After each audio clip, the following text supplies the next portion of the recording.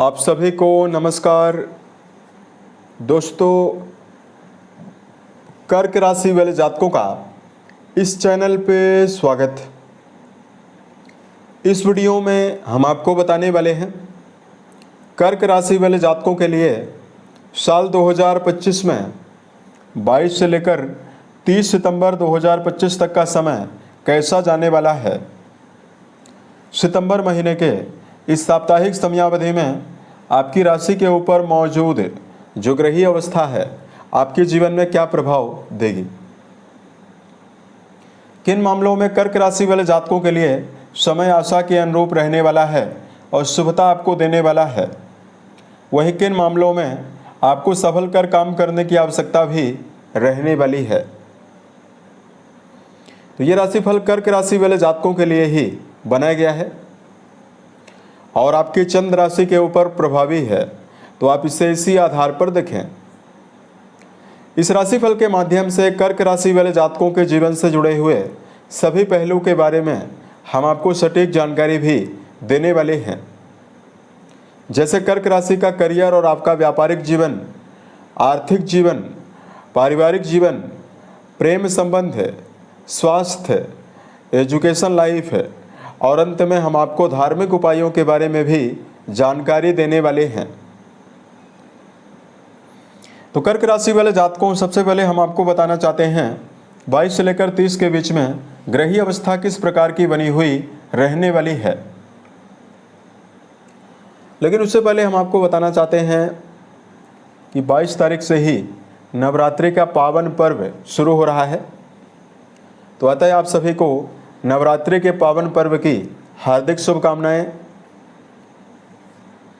इस 9 दिनों की समयावधि में आप माता रानी की विधिवत पूजन अर्चन करें।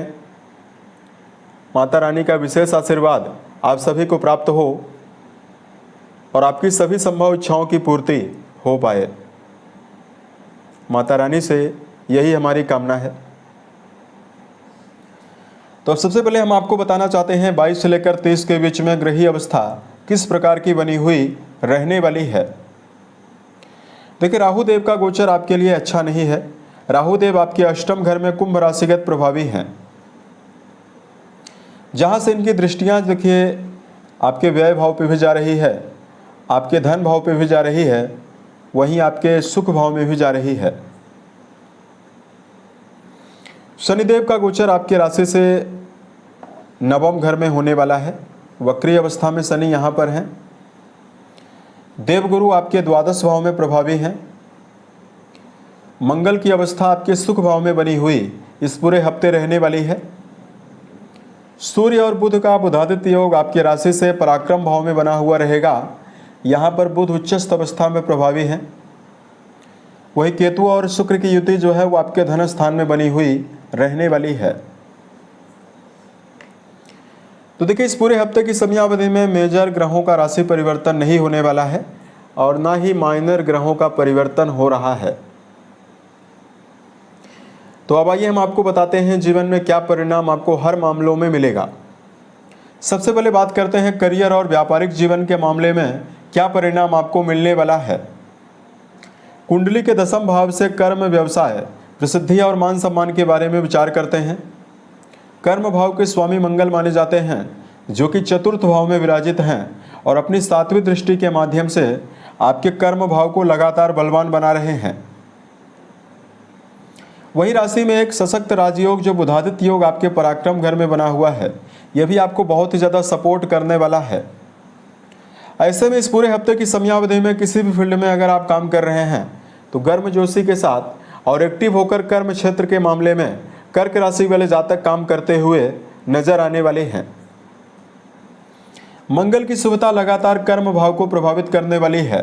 तो लंबे समय से अगर आप किसी भी नवीन कार्य व्यवसाय की तलाश कर रहे हैं, जहां आपके जीवन में नवीन कार्य व्यवसाय के अवसर आपको मिलेंगे, वही कर्म क्षेत्र के मामले में, करियर के मामले में नवीन योजनाओं को भी आप जीवन में क्रियान्वित करके बड़े मुकाम पर जाते हुए नजर आने वाले हैं। यहाँ पर जो बुधादित्य योग बना हुआ है, इसकी वजह से ऐसे जातक जो वर्तमान समय में सेना, पुलिस, आर्मी, सरकारी क्षेत्रों में, इंजीनियरिंग, स्पोर्ट्स के फील्ड में या वर्तमान समय में कोई भी राजनीति या सामाजिक क्षेत्र से जुड़ा हुआ काम कर रहे हैं, इन सभी कर्क राशि वाले जातकों के जीवन में उत्थान, शुभता और जबरदस्त परिणाम देने वाला है। बुध की अनुकूलता यात्राओं से भी आपको लाभ देने वाली है और व्यापार के मामलों से भी आपको पर्याप्त लाभ देने वाली है। बात करते हैं कर्क राशि वाले जातकों के जीवन में कि आपको आर्थिक मामलों में क्या परिणाम मिलेगा। अब देखिए, कुंडली के जो लाभ भाव के स्वामी हैं, कुंडली के 11th हाउस से लाभ का विचार करते हैं। लाभ भाव के स्वामी आपके धन भाव में मौजूद हैं और धन भाव में केतु का भी गोचर हो रहा है। धन भाव के स्वामी सूर्यदेव बुधादित्य योग के प्रभाव में हैं। तो कहीं ना कहीं ये पूरा जो हफ्ता रहने वाला है, ये आपके जीवन में नवीन आमदनी के मार्ग को भी प्रशस्त करने वाला है। वहीं अगर आप लंबे समय से कोई भी ऐसा काम कर रहे हैं जहां पर आपको प्रॉफिट ज़्यादा नहीं हो रहा है, तो ये संभावना बनेगी कि आप अपने जीवन में कार्य का शुभ परिणाम ज़्यादा से ज़्यादा प्राप्त कर पाएंगे। मंगल की उच्च दृष्टि सप्तम घर को प्रभावित करने वाली है और कुंडली का 7वां घर दैनिक आमदनी के लिए भी जिम्मेदार है और मंगल यहाँ पर लाभ भाव को भी देख रहे हैं 8वीं दृष्टि से। तो निश्चित तौर पर आप अपनी ऊर्जा शक्ति के द्वारा आमदनी को बढ़ाने में कामयाब रहने वाले हैं, यानी स्वयं के पुरुषार्थ के द्वारा ही आप जीवन में धनार्जन कर पाएंगे। सुख भाव पर मंगल की मौजूदगी मटेरियलिस्टिक सुखों को देने के लिए भी आपके मन में तन्मयता और जिम्मेदारियां जिज्ञासा उत्पन्न करने वाली है। कोई भी छोटी मोटी वस्तु या कोई भी बड़ी से बड़ी वस्तु यदि आप लेने की योजना बना रहे हैं, वो आप जीवन में लेते हुए भी नजर आने वाले हैं। अब देखिए, एक दुष्प्रभाव यह है कि राहु का गोचर जो अष्टम भाव में हो रहा है, राहु का संबंध धन भाव से भी बना हुआ है। तो ऐसे में देखिए, लॉटरी, शेयर बाजार, सट्टा, इन सभी मामलों में धन का निवेश ना करें। या किसी व्यक्ति को यदि आप धन दे रहे हैं, लेन देन कर रहे हैं, तो लेन देन करते समय भी आपको सावधान रहना चाहिए। बात करते हैं पारिवारिक जीवन के लिहाज से क्या परिणाम आपको जीवन में मिलने वाला है। अब देखिए, कुंडली का जो दूसरा घर है पारिवारिक जीवन के लिए जिम्मेदार है। यहां पर देखिए, राहु केतु जैसे ग्रहों का प्रभाव लगातार बना हुआ है। तो कर्क राशि वाले जातक कहीं ना कहीं पारिवारिक जीवन में उतार चढ़ाव का सामना भी करेंगे,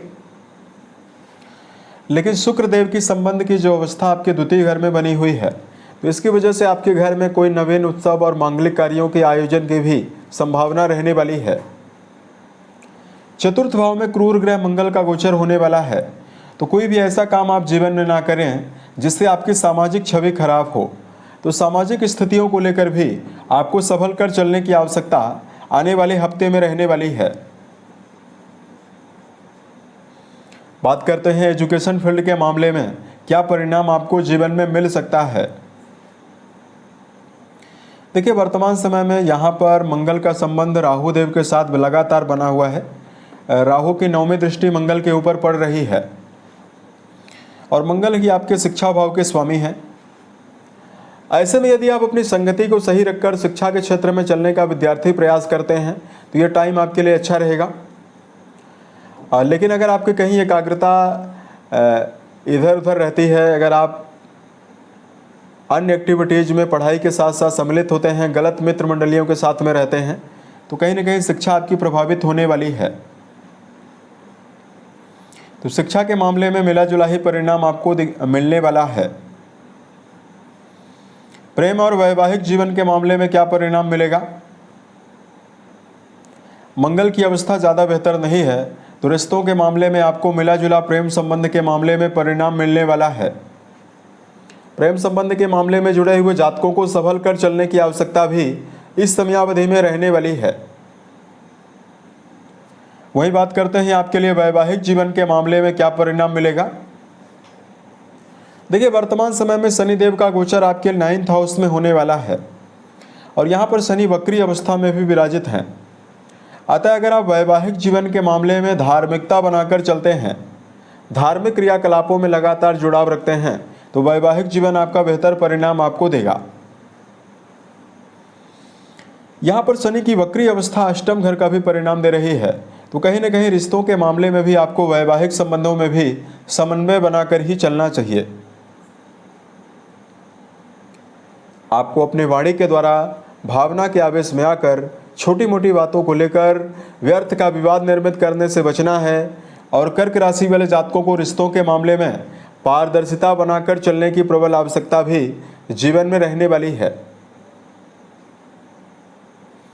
हेल्थ के मामले में यदि आपको जानकारी दिया जाए, देखिए बृहस्पति आपके रोग भाव के स्वामी माने जाते हैं, जो कि आपके द्वादश भाव में प्रभावी हैं।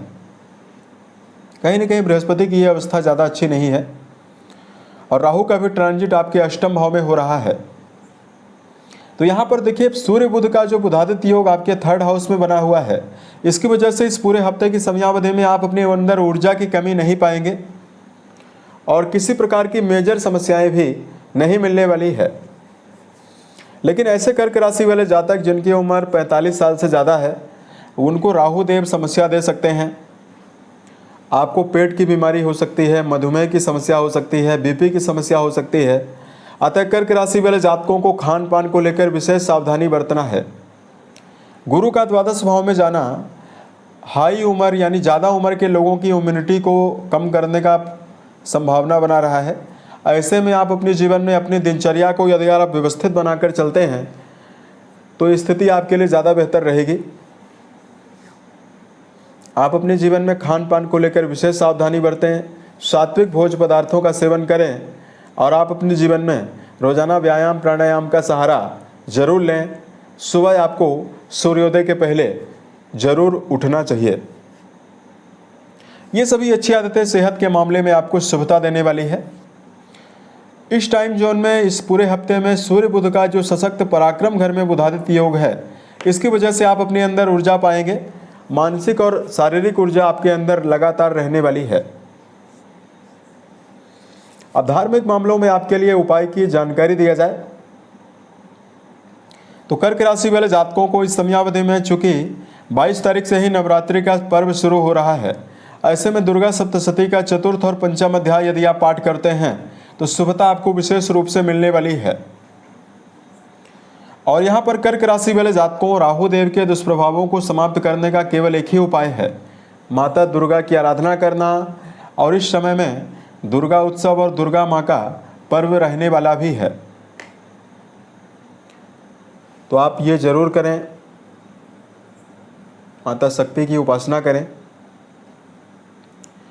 और कर्क राशि वाले जातकों को बेजुबान जानवरों में गायों के लिए, कुत्तों के लिए, बंदरों के लिए, पक्षियों के लिए यथाउचित दाने चारे का प्रबंध आपको करना चाहिए। इससे आपको विशेष शुभता मिलने वाली है। उम्मीद है ये जानकारी कर्क राशि वाले जातकों को बेहतर लगी। अगर आप आने वाले समय में ज्योतिष, धर्म और दैनिक राशिफल से जुड़ा हुआ यदि आप अन्य वीडियो देखना चाहते हैं, इस चैनल को सब्सक्राइब जरूर करें। ओम नमः शिवाय।